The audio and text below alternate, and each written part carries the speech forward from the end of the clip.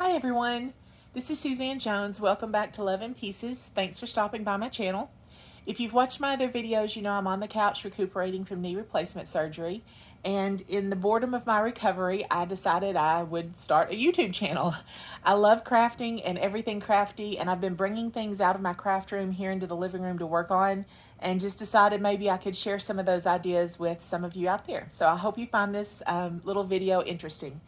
In true fashion, I don't think about the video first. I usually am just crafting and then realize, hey, this would be something good that maybe other people want to see or could learn from. And that's what happened today. I was working with my Masterfully Made Designer Series paper from Stampin Up.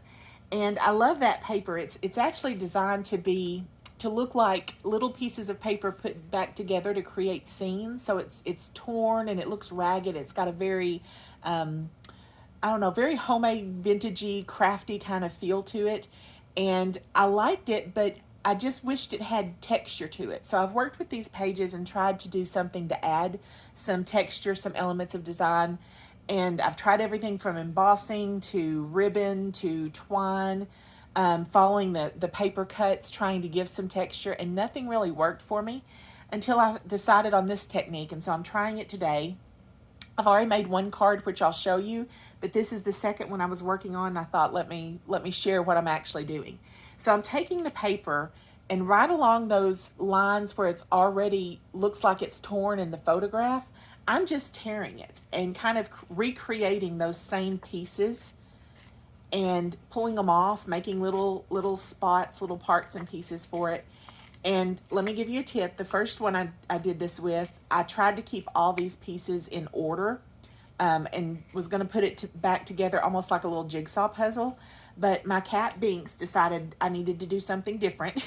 He jumped up on my table as I had them all laid out and sent them flying. So I wound up having to pick them up and just put them back together however it fit. And so feel free to try to keep them in order, but no, that's not a requirement. I'm just going through, and this was a sky scene. The bottom part of it was a mountain, which I've already got laid out here.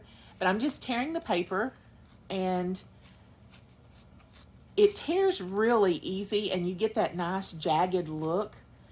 And then you can come back and just kind of work on smaller strips. And this paper is bigger. This is a 6x6 piece that I have, but this paper was bigger than my traditional A2 size card, so I know I'm not going to use all these pieces anyway. I'm just going to kind of make it fit. But when I put it back together, I'm not going to glue it around the edges. I'm not going to make it lay flat.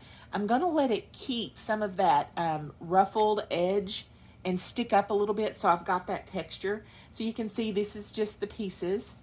And so I'm going to come in. This is not glued down yet, so I can lay everything out and just kind of piece it together, dry fit. And I'm just going to start recreating a scene there from all those different pieces and just seeing how they fit. Now this is kind of tedious. It does take you a few minutes.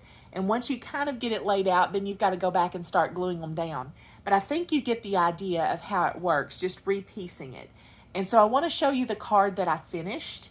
I'll scoot all this to the side. Hopefully Binks won't try to play with it. But this is the first card I did, and I really liked how it was. This wasn't necessarily a scene, it was just a design. And so I had a card base, and I just went in and laid out, tore apart the pieces and laid them back out in the design I wanted. The only element that I popped up on this was the sentiment. I did tear a circle and popped it up on glue dots. I used some markers, and I colored a ribbon to match.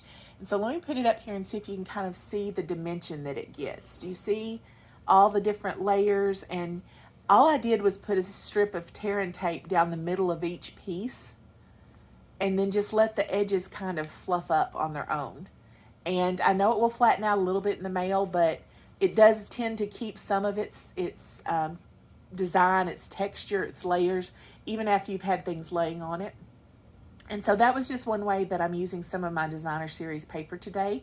And I'll try to get this card finished and make it the front or the thumbnail of the video, so you'll see it when it's done. But I just wanted to share that little tip with you, and I hope you have time today to be creative. I hope you have a great day, and I hope you're nice to people. Take care.